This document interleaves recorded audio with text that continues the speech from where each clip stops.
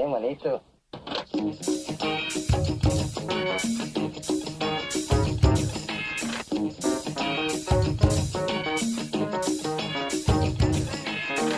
Y oye la trompeta que ahora está por sonar, suena como los clarines anunciando libertad.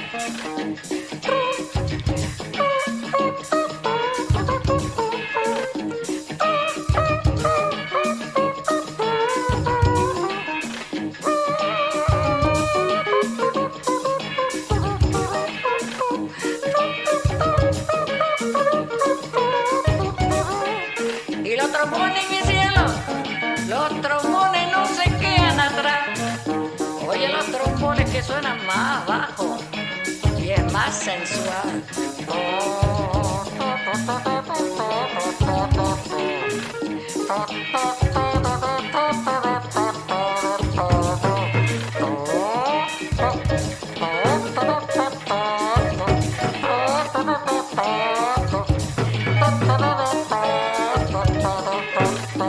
Vamos, vengan todos a bailar, que la salsa esta noche, la salsa está todo da. Vamos, vamos, vengan todos a bailar, que esta noche la salsa está todo da. Está bien, manito.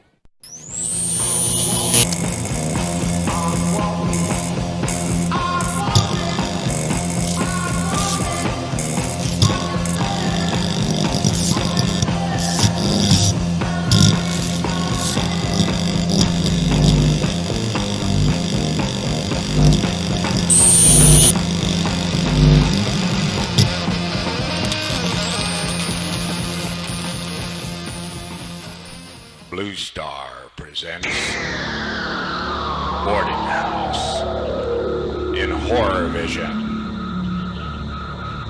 Forget 3D and experience a new dimension in screen terror.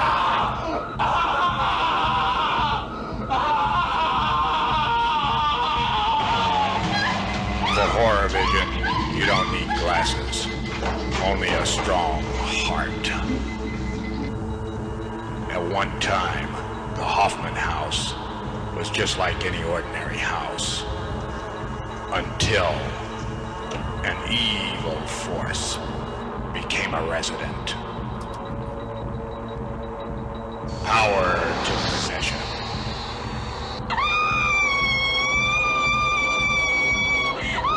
And unleashed its terror.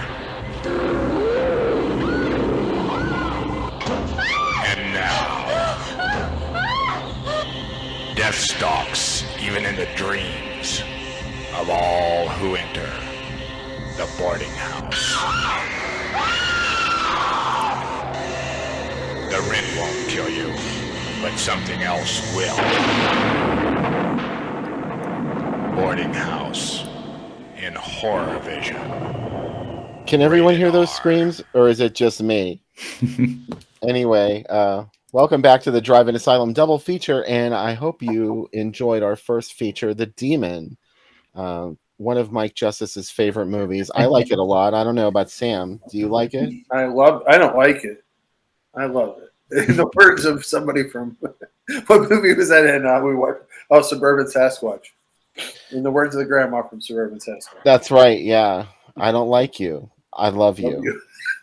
Demon.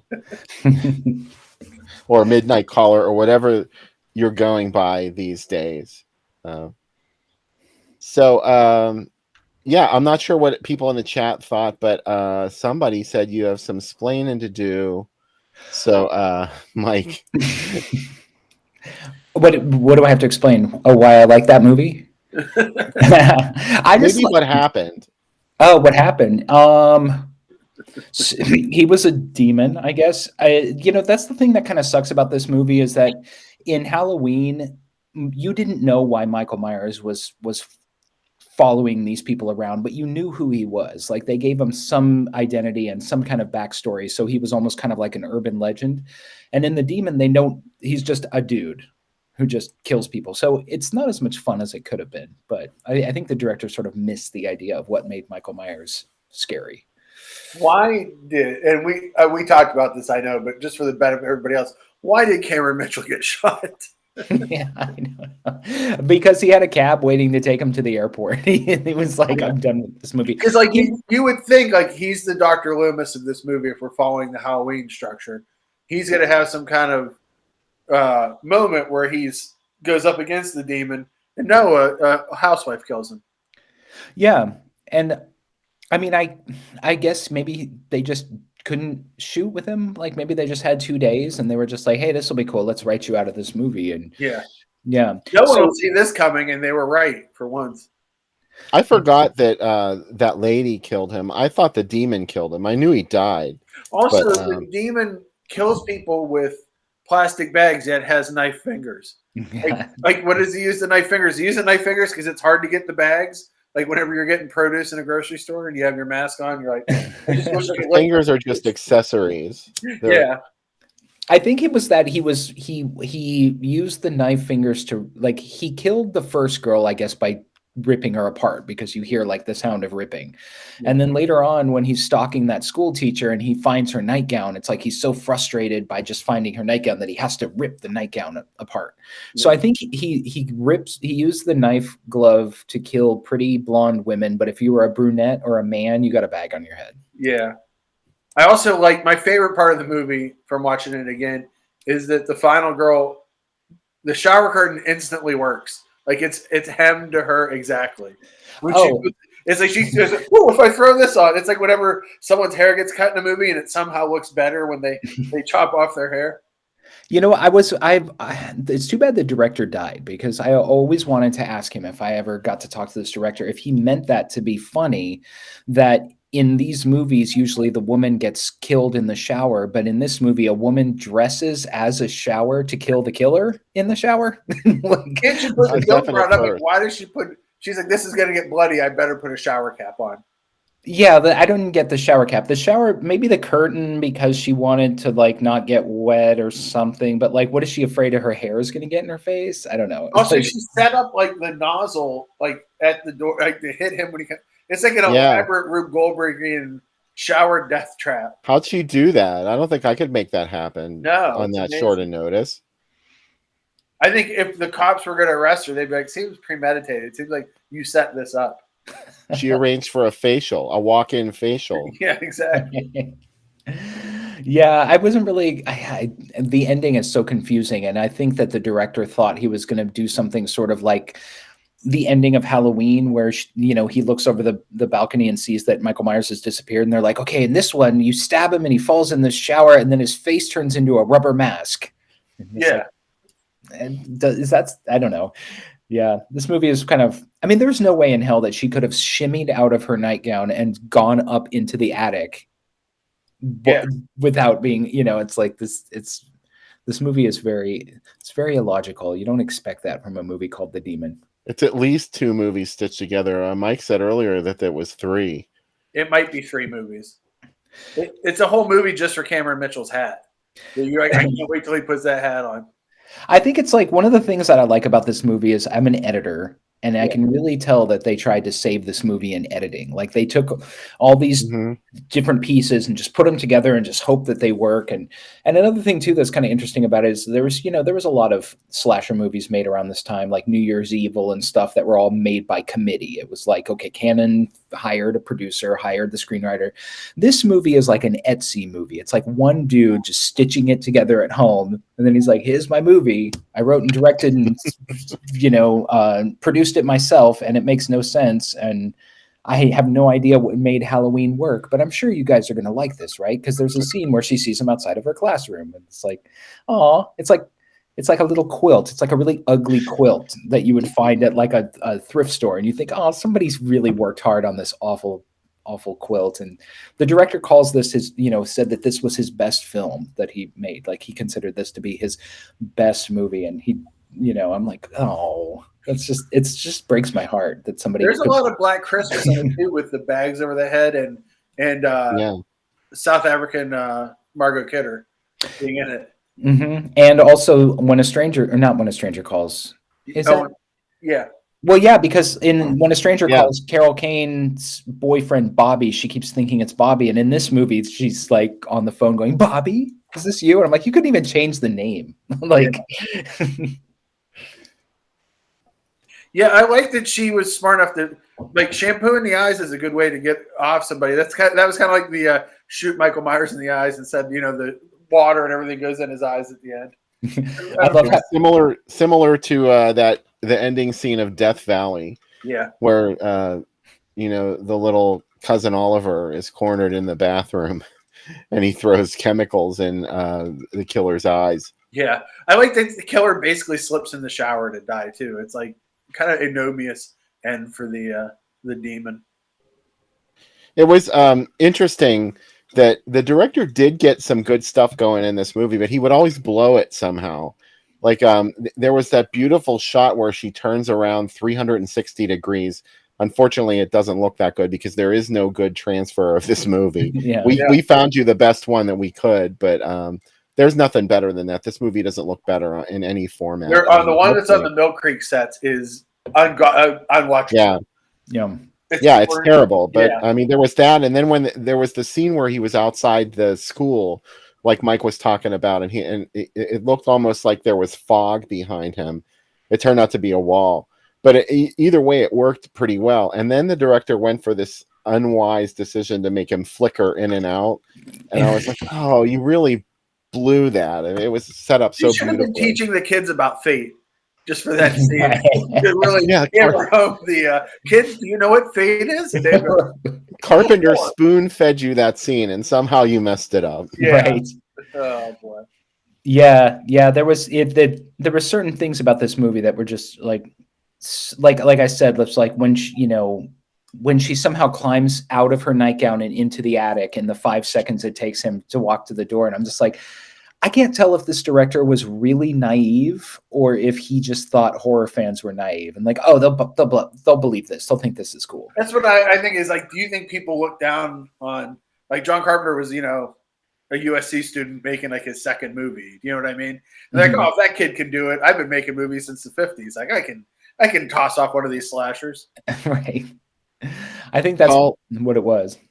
Paul, I think we keep seeing the ocean because the demon is a force of nature. Okay. That's my guess. Is this whenever this comes out from Arrow and we get to do the commentary, we have to talk about man's inhumanity to man and make it seem like a much more important movie than it is? What do you say? It's the obsification of women's bodies. And you were talking about the shower curtain and the outfit, the other outfit that she wears whenever she's on the date. I don't know what that outfit was. It was like the most shape-filled outfit ever. Oh, that like poncho thing. Yeah. The director is into obliterating the female shape instead of accentuating. Like, you're getting so good at this. He had some strange kinks, I guess. That's when this comes out. It's a $40 hidden gem on Black Friday. You'll laugh at the times you laughed at the demon and shell out some money. I feel like The Demon is one of those movies where I was trying to figure out, when I watched the movie, I'm trying to figure out if there was a script beforehand or if the director merely just wrote scenes around whatever. Like he was like, oh, we have access to this apartment. Let's write a scene where you and her are talking about your relationship in this apartment. Oh, look, we have a lake. Let's shoot a scene on the lake. Like, I don't think that he knew what movie he was making before he made it, during it. And it wasn't until it was finished.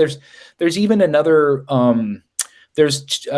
print of this movie that's on some video labels where there's an extra shot of Cameron Mitchell at the end.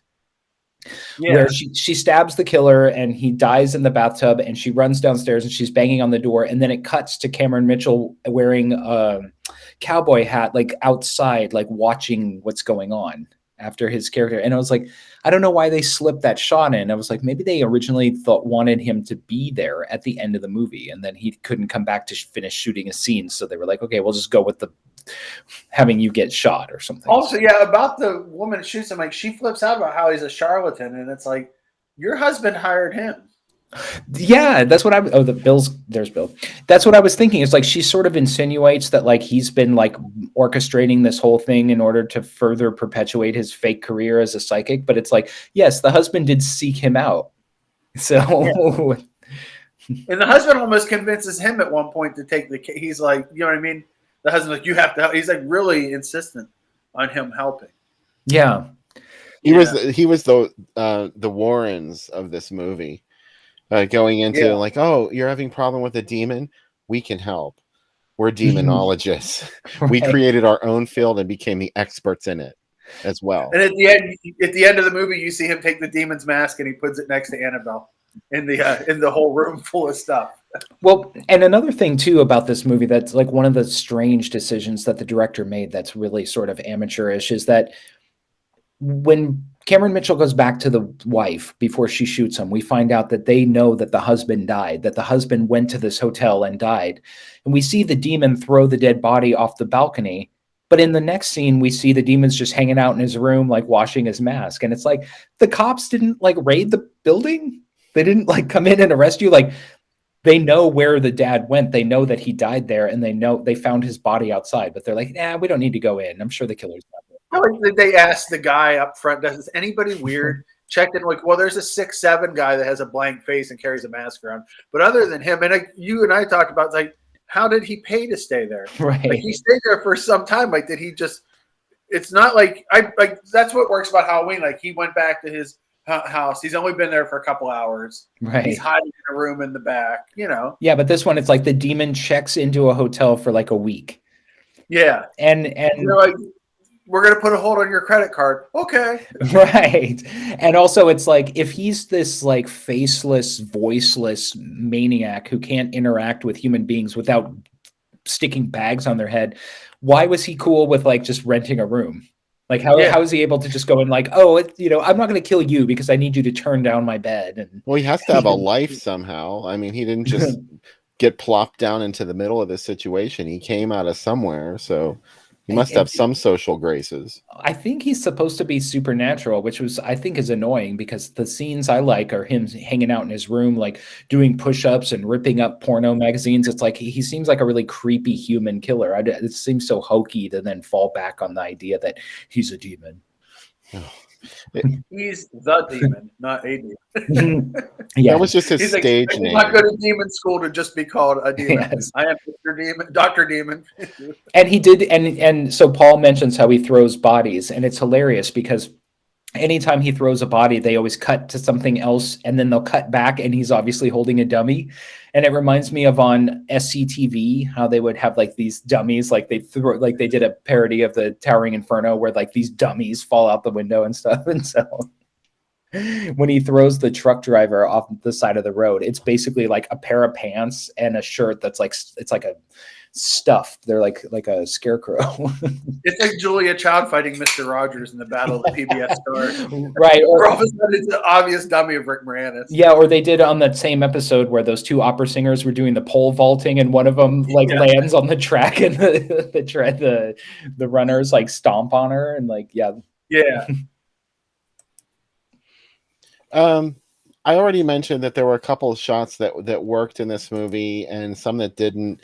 This was a surprise to me because I got this on, I think, one of those budget DVD labels in the 90s.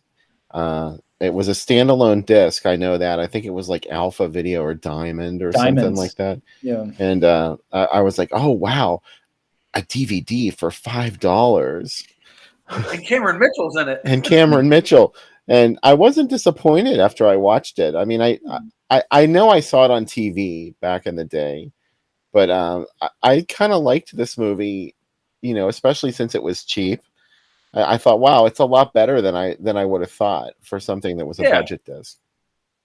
I don't think it's a bad movie. I think it's like, it's funny that what I like about it is it sets itself up numerous times. As soon as it started back, it's like, well, they're doing Halloween. And then like any time where they don't close the gap on being Halloween.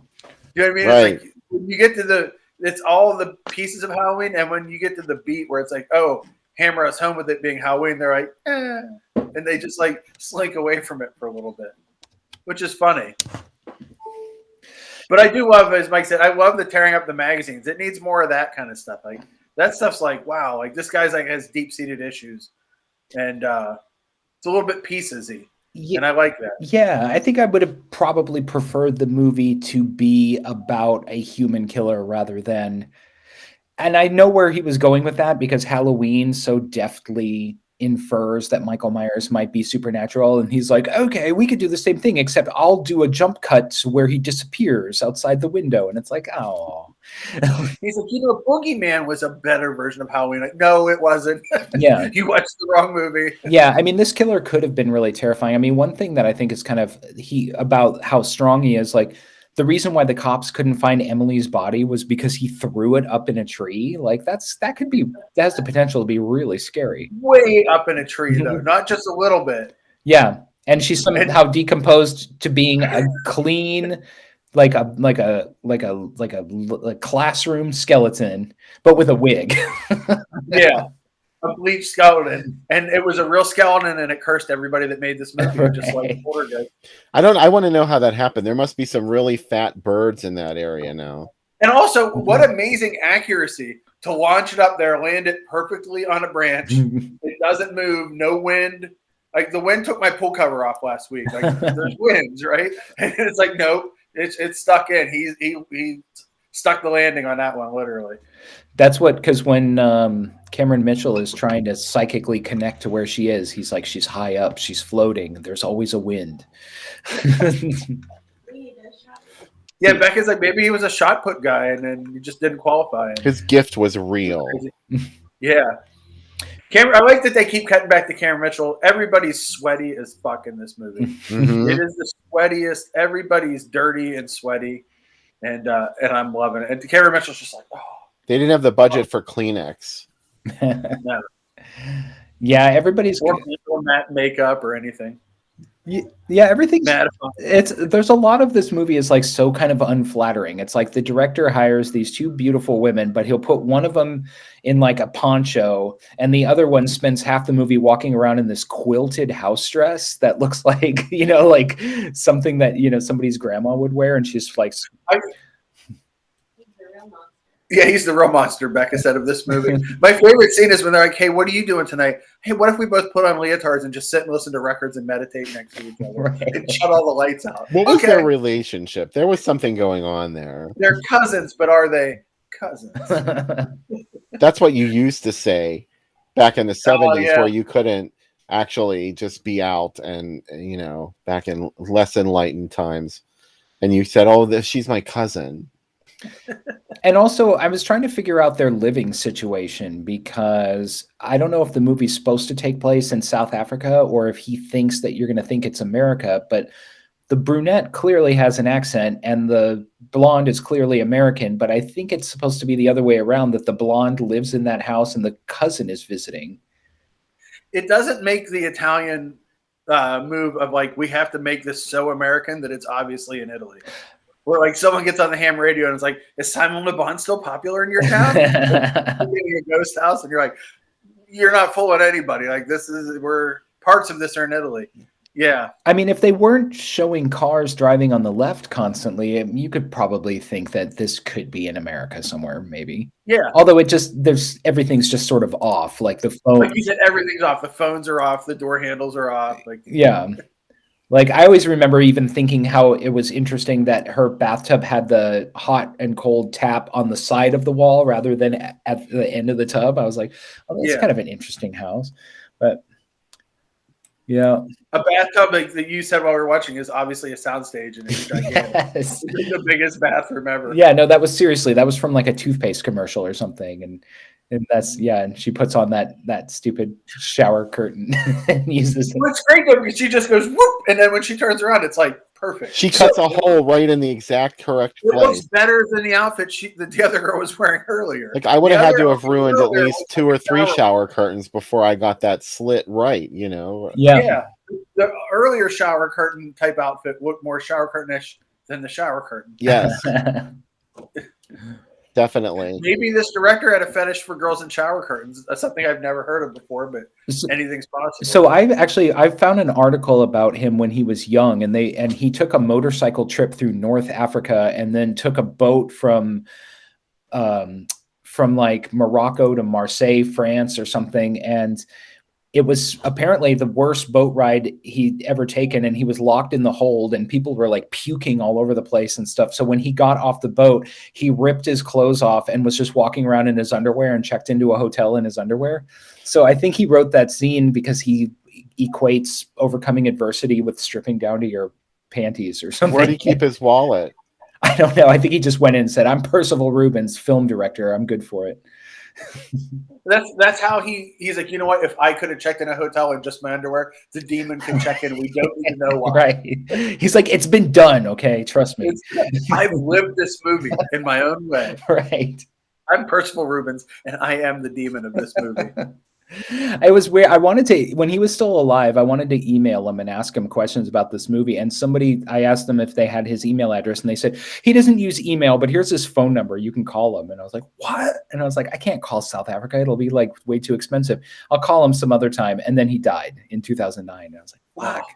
You said that somebody lectured you when you tried to reach out to them to interview them for this movie? Yeah, so the girl Emily, the kidnapped girl, like she gave me like this really good interview where she was talking about her memories of making this movie, but afterwards it was like she wanted to stage like an intervention, and she goes, there's a whole world of really, really good movies that you might really enjoy, like critically acclaimed films that actually mean something. And I'm like, I know, I like crap movies. She's like, yeah, but she was like literally wanting to, like, and also the guy, the boyfriend of the brunette who gets suffocated in the car, kept trying to tell me about like some other movie that he had written and directed that was critically acclaimed. I'm like, yeah. But in The Demon, right? How did you breathe with that bag on your head? He was just getting kind of annoyed. He's like, he worked his whole life to like make something, and then the only time he gets like sought out and interviewed by somebody, it's somebody who's obsessed with The Demon. I would be happy to talk about The Demon if I made this movie. I think this is a way more interesting movie than any important film. Well, so the brunette told me that she was on drugs the whole time. She was like, I don't remember anything about that movie. His sets were so quiet and lame that we had to drug ourselves just to get through it. Oh, he was an old stick in the mud. Are you related to Linda Carter? That was my first question. What? My first question was like, are you related to Linda Carter? She was like the sister, that was a little crazy. Yeah. I guess she was supposed to be like the Annie and Linda character, like combined, right? Yeah. Yeah. And you're right. There is a lot of like he's behind the hedges, but we never see hedges. Like, wouldn't that have been easier to do the thing of him hiding behind the hedges? If you're gonna rip it off, like, go Bruno Mattei, like, go the whole way and just rip it off. Take the soundtrack from the fucking first movie and put it right in your movie. That's exactly. Bruno Mattei. Yeah, just take it. Take a shot from it. If you're making a shark movie, take a shot from Jaws 2. No one's going to notice. So I think I know why. I figured out why Cruel Jaws was able to steal all those scenes from Jaws.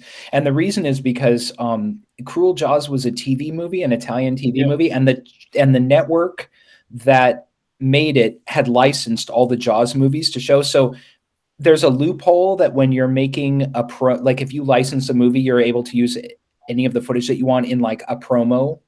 So I think they produced Cruel Jaws as like a feature-length promo for Jaws so that they could. That's how they got to steal all those. They stole that. They stole the scenes from The Last Shark, which steals from Jaws. Like, it's really the most bottom feeder of all fish movies. I know Bruno Mattei just bugs me. Like, well, what did we see recently that he made that I said was actually pretty good? I think it was Rats. Was it Rats? Yeah, Rats is great. Yeah.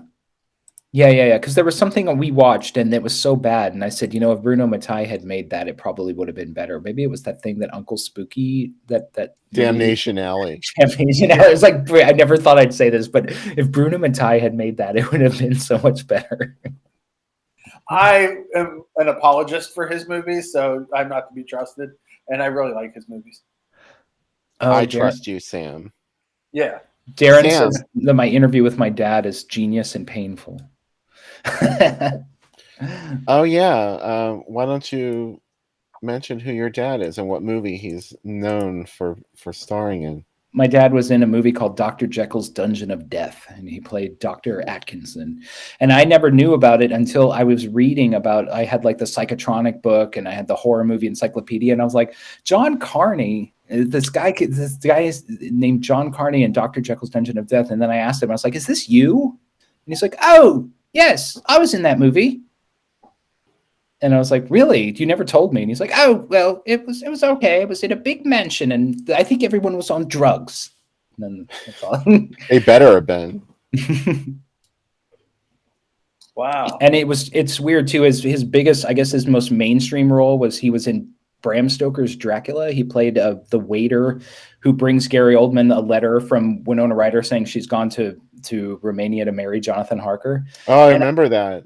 And I saw that movie 4 times in a theater, and I didn't realize it was him. And I was literally sitting in an audience full of people watching my dad projected onto like a 60-foot screen. And I was just like, yeah, some old man who's an extra, like, because he had this big white mustache. And oh yeah, and he was in Society Affairs with Harry Reams. Yeah, he was in. Wow. He did a movie for Bill Sachs, and he was in Gary Graver movie or a couple of Gary Graver movies. So, but it's wasted on him because he doesn't like exploitation or drive-in or anything. He's just like, oh yes, why can't we talk about that shampoo commercial I did? And I'm like, I don't what. He was also in a music video, a Katy Perry music video. So, as an old man. Why can't you talk about the movie I was in that was the hit of Cannes? That's exactly what he's like. He's just like, why do you want to talk to me about all these bad movies I was in? I'm not dilly-dallying about Mommy Dearest or anything. I'll say one thing. I'll say one thing. I don't even want to discuss it in my interview or that Lloyd Webber thing. Okay, those are negative. And I notice you have nothing in about Marlon Brando.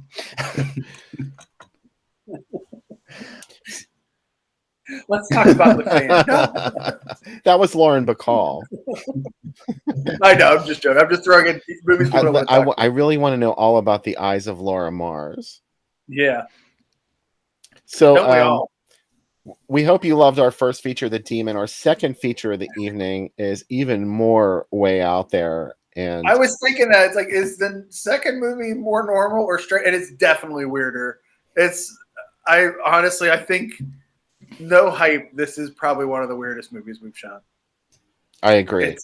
There's really something weird going on in this movie. And that's coming from me. I said that this movie feels like either 10 minutes or 10 hours, depending on how it finds you.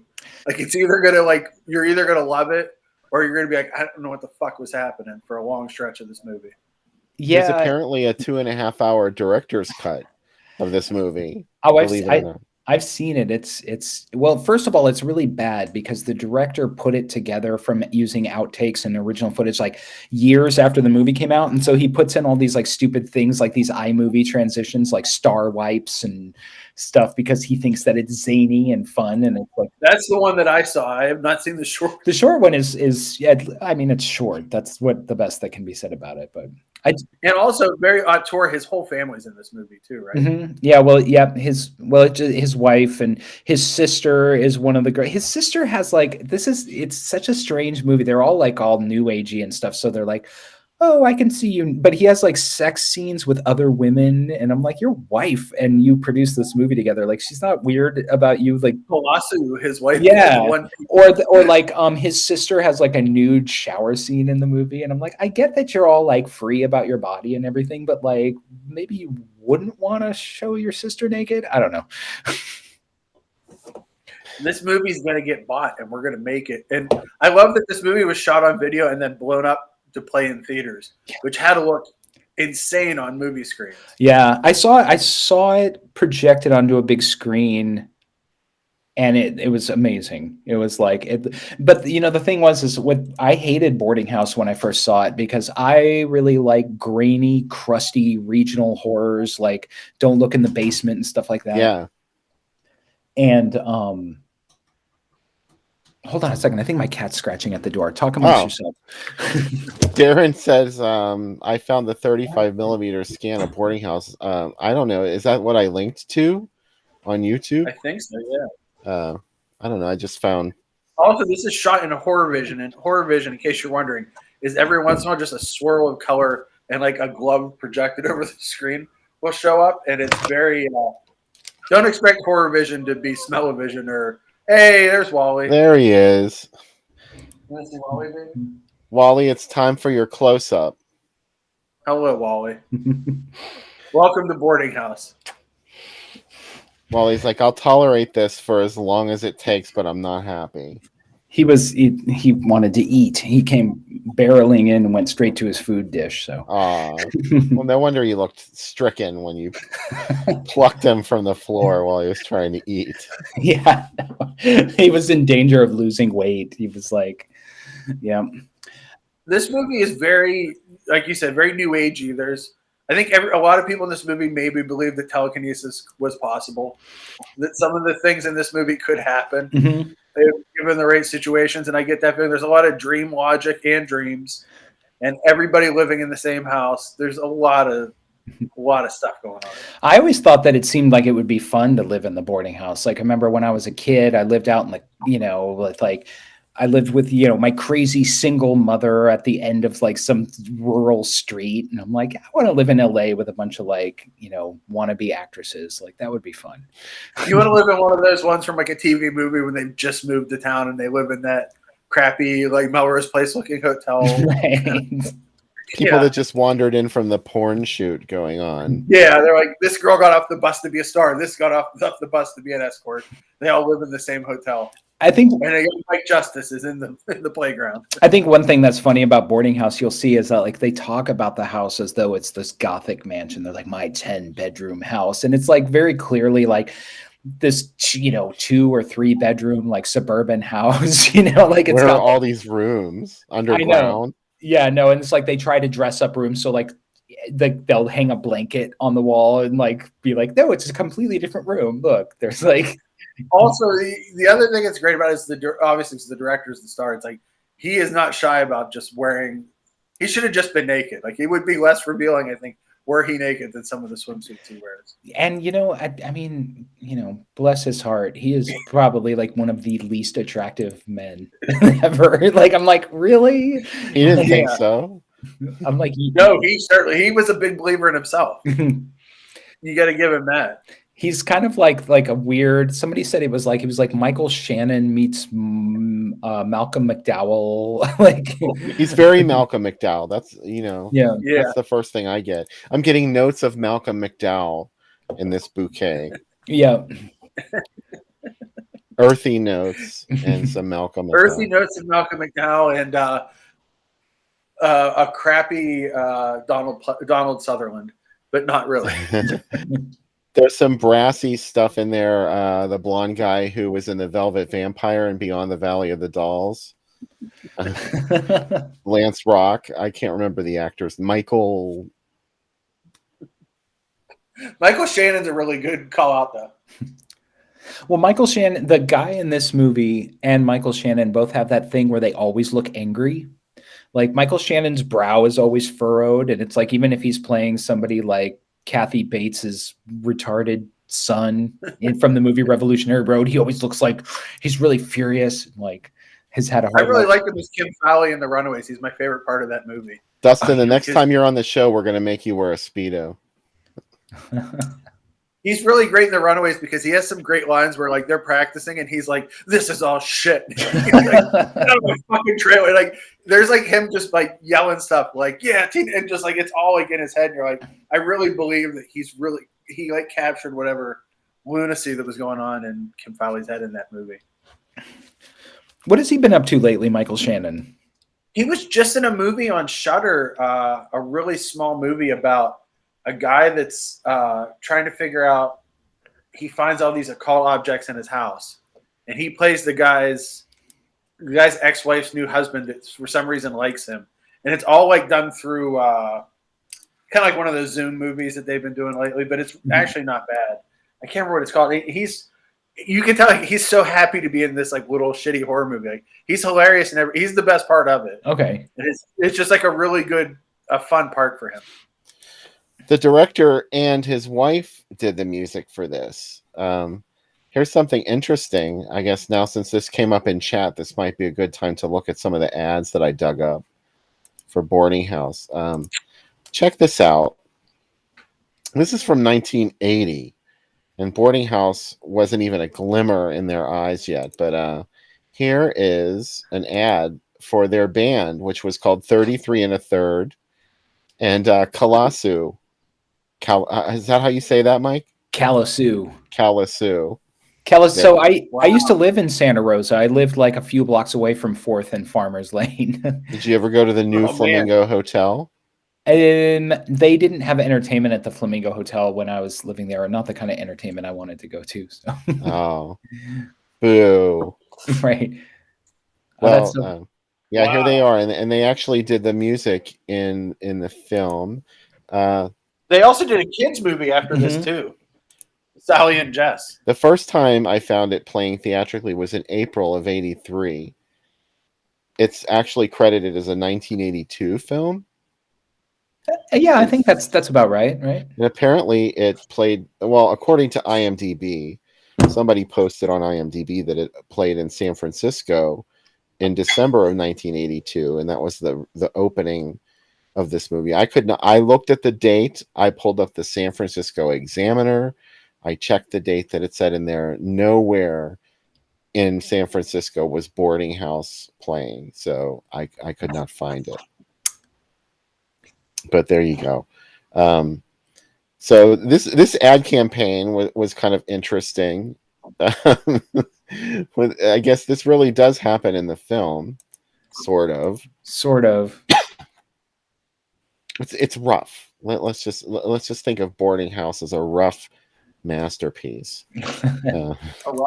So here's some more good stuff from Boarding House and Valley Girl and Hunger. The Hunger, but they're like David Bowie in Hunger.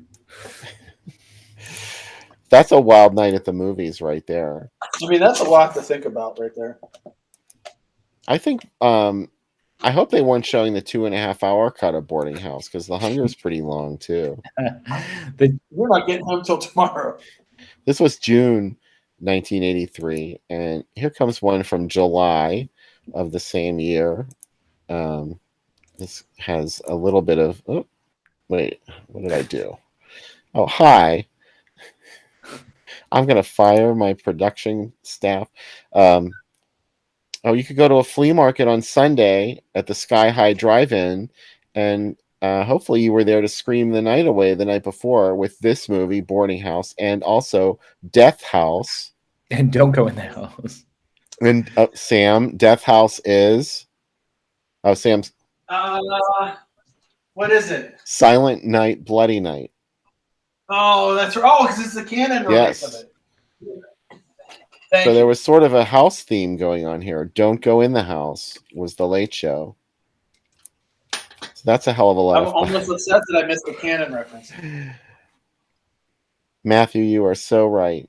Here's another one. For those of you who don't know, Scream Factory just put out a great version of Meat Cleaver Massacre. Finally, all cleaned up, because all of you have been dying for a nice clean print of Meat Cleaver Massacre, I'm sure. Christopher Lee. You'll be happy to know it played with our second feature tonight, Boarding House, here at the Riverside Drive-In. Not our Riverside Drive-In. Okay. No. This was another Riverside Drive-In, so just don't get all excited or anything. So what else do we have here? Oh yeah, this is from November 1983. I really like graphics like this, so I had to put this in there. That border really turns me on. Yeah. And look at... I like that they got the Horror Vision logo in here twice too. Yeah, they really wanted to make sure you knew you were going to see something special when you went to see Boarding House. I love that font, the Hoffman House font. That's really nice. Yeah, I should steal that for some graphics. Yeah, it's got like really weird ligatures. I like it a lot. Here's something that I know Sam will love. Where is it?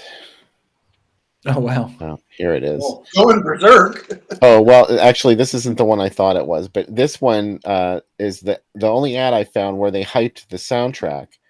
Music by Kalasu and 33 and a Third. Oh my god! And it's the third zany week for A Christmas Story. Yeah, who knew? Who knew? And Amityville 3D. This is a really all over, and Fast Times. This is a great night at the movies. Well, you weren't going to see all of them at the same I time. mean, I'd try. 95 cents plus tax. I'm there Yeah, at the ASYLUM theaters. you have your entire weekend planned then. Yeah, I'm gonna just watch Boarding House 6 times. Yeah, how many times could you sit through Boarding House? All of them. We're only So asking you to sit through this movie once tonight. So, Yeah. you know, I mean, you can watch it again after if you're nuts. here it is in Albuquerque. I love the ad copy for this. Along with the new residents, something else moved in. It's screaming at you too because it's all caps. And you know what's funny too is the Hoffman House was a brand of spices. Like, Oh, wow. yeah. So I think like they were like writing the script and then they like looked at, you know, their black pepper and they were like, hey, let's call it the Hoffman House. Texas loved Boarding House. Actually, I stand corrected. This was Albuquerque. This was in December of '84. It came back, believe it or not. Oh, wow. I think it was already on video at that point. December of 1984. And wait, there's more. Yes, in Tyler, Texas. This was in December of 1985. And it came back once more. And I don't even think this was a bargain cinema in Tyler. I like that they got 2 taglines. You don't need glasses, only a strong heart. And we're the rebel. And look at it just for the R rating. It just says not suitable. The most honest ad you could find for. So Brian Bruderlin is James Brolin's brother. So James Brolin's last name is Bruderlin. He changed it to Brolin to, you know. Wow. Well, he had a better agent than Brian did. Brian Bruderlin is in the Amityville Horror. He plays the James Brolin's reflection in the basement. Oh yeah. Sam, it looks like you have a beverage ready for us. Do you? Poolside Horror Vision. And this one starts, we're going to take some, it's summertime almost, right? It's spring. It was 84 here in Pittsburgh today. So we start with some watermelon, which I've already filled up in my shaker, and I'm going to muddle some watermelon. So please enjoy. I'm already annoyed that I didn't get the ingredients to make this. This one's, I'm excited to try. This one's going to be the taste of summer, I think. The taste of summer at the boarding house wearing your Speedo with a bunch of women that aren't your wife. And it's kind of creepy because your sister's there too. That's a long game for a drink, but, you know, let's go with it. We're going to get some ice too. $2.50 for the first 30 minutes, Dustin, means that if you left after the first 30 minutes of boarding house, that's all you had to pay. But if you really had to stick around and watch the rest, you paid more. No. That's the only thing I can think of. Gary, your skin's not on tight enough. Right? Oh, wait, that's fantastic. Definitely. All right, 3 ounces My of skin's coconut not on water. too tight. Yeah, so is your skin not too tight? That line always, they're like, what? All right, 3 ounces of coconut water. This is, I guess, as healthy as it's going to get this week. And we're going to do a half an ounce of lime juice.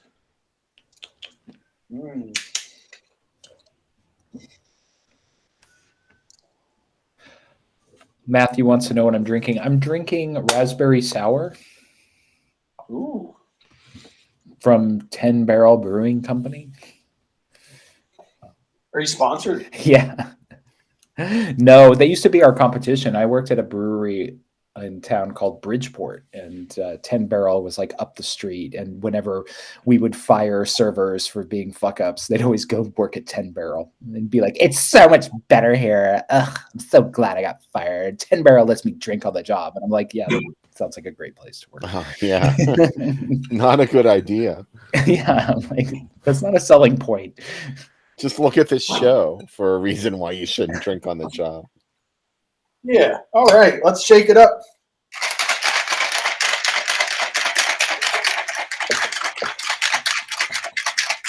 That was the last of the Tito's, too. I killed the Tito's this week, so look for a new vodka next week.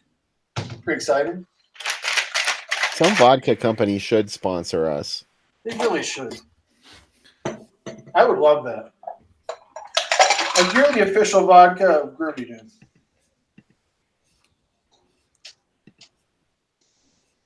And there we go.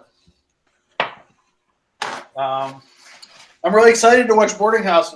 I tried to make something that was the color of Terror Vision. This is kind of as close as I could get. It's like, imagine this blob filling your screen. You're about to see it in a minute. Horror Vision. I love the way the guy in the trailer says it. Horror Vision. That guy in the trailer sounds creepy. And I don't mean in a scary haunted house kind of way. He sounds like somebody that would be lurking in the men's room of an old gas station somewhere. Boarding He doesn't sound like Brother Theodore. The house by the cemetery. Even Brother Theodore doesn't sound as skeezy as the narrator for the trailer of Boarding House. When Brother Theodore would come on Letterman when I was a kid, he would legitimately frighten me because I thought he was going to try to kill Dave at some point on the show. Back in the weird days, pre-famous days of Letterman, where he would just have on insane people. Anyway, Pazuzu, thanks for sticking around, guys. Pazuzu. I've never done a double feature with you guys before. Every time I've been on, it's only been one movie.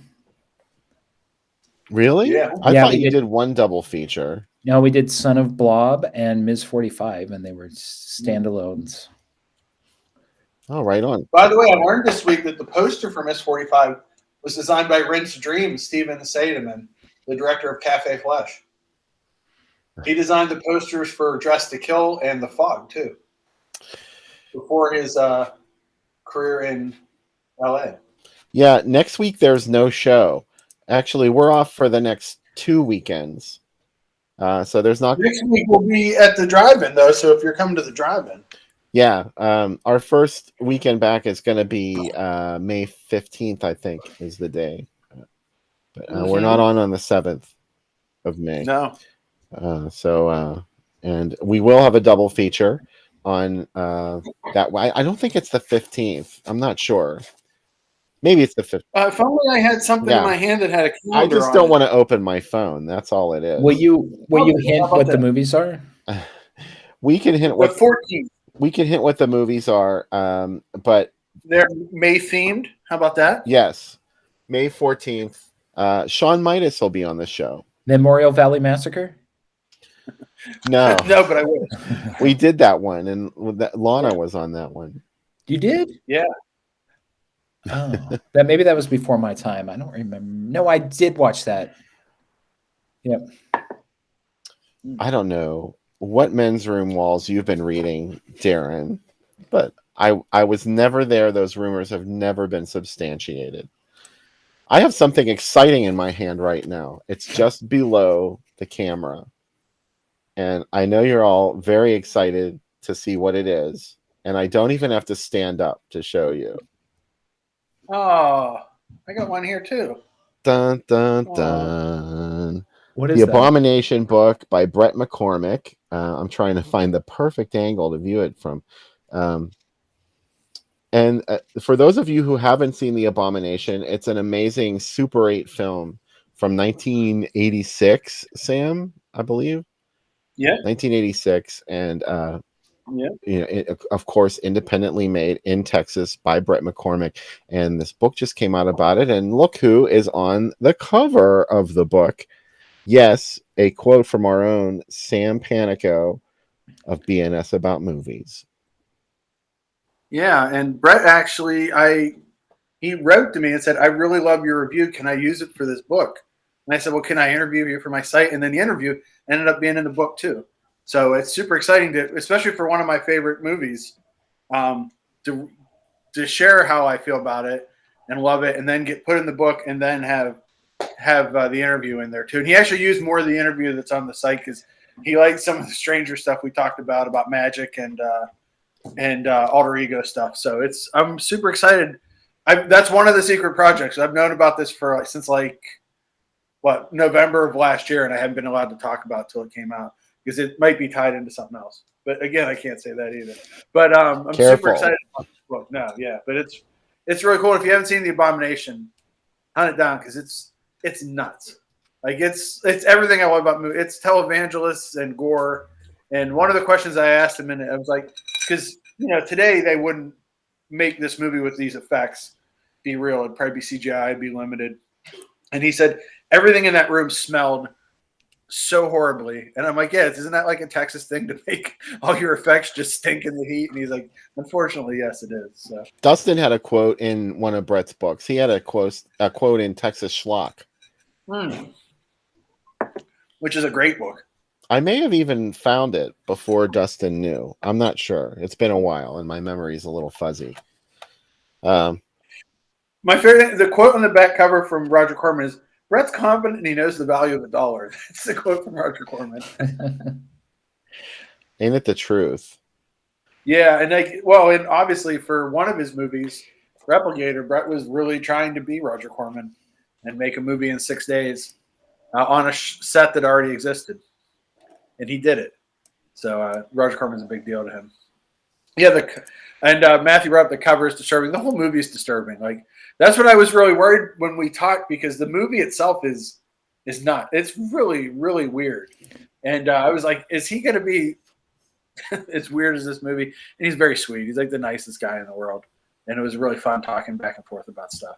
But I was not prepared for him to be as nice as he is. Have we come up with a list? Who's attending the Monsterama? Well, Mark Dockham's going to be there. Sean Midas. Tracy Palma is going to be there. And who else? Who am I forgetting? I know there's people I'm forgetting. Well, Gene, who we saw last week. Gene, obviously, is going to be there, of course. Yeah. Roger Braden is supposed to. He was a maybe, and I haven't heard from him yet this week, so I don't know if Roger's going to be there. I hope so. Yeah. Oh, Chris Fisinick is going to be there. Yeah, that's the one I was trying to remember. So, yeah, there's going to be a lot of us are going to be there. So make sure you. Bet Bill will be there, obviously. Who? You. Oh, yes, I will be there. I'm putting the link, by the way, on the channel if anybody wants to purchase the book. It went up on sale this week for Amazon. Yeah. And there's the link right there if you're interested in it. Gigi won't be there, Matthew. She won't be at this one. We're hoping to lure her out for another one in the future. Yeah. So, fingers crossed. And anything else we want to say about Boarding House before we get to it? Buy the Blu-ray. The guy you who worked on it. I was on the commentary. The guy who produced the Blu-ray was going to report this link, and I said, please wait until after Saturday. So I said, I'll tell everyone to buy the Blu-ray to try to make up for it. Yeah. Yeah. I'm super. I have to get the Blu-ray because all the AJFA Blu-rays are really great. I love all the stuff they put out. So, and it's wild that like you can get this movie on Blu-ray and you can have like a great quality copy of it. You know, I haven't even gotten to see the Blu-ray yet because my Blu-ray player broke, and I haven't bought a new one because I've just been streaming stuff. So it's still available, isn't it? Yeah. It's not one of those ones that was like dried up and on eBay for $500 the week after it came out. It's crazy. I bought the there's this really small company, Gold Ninja, that put out this movie Thrilling Bloody Sword. They only put out like 400 copies of it. It's like $500 on eBay, and it just came out like 2 months ago. And it's like, I know it's limited and I know they hand do theirs, but it's wild. Like certain movies get out of control now. That's always my worry, though, that I'm going to finally splurge on one. Do you know what I mean? And then here comes a reissue the next week. Like, that happens to me all the time. Crazy. It just happened to me with Apartment on the 13th Floor. Everybody that bought Rad and spent extra for the ones, and then Mill Creek put it out for like $15. And I'm like, we got you. But I'm really excited to everybody watch this and come back and like bring notes when you come back. I would like to see your feelings on this. This is going to be a good experiment. Come back to vent your spleen after we make you watch Boarding House from 1982. on the Drive-In Asylum double feature, and we'll have lots more to talk about. So see you after the movie right here.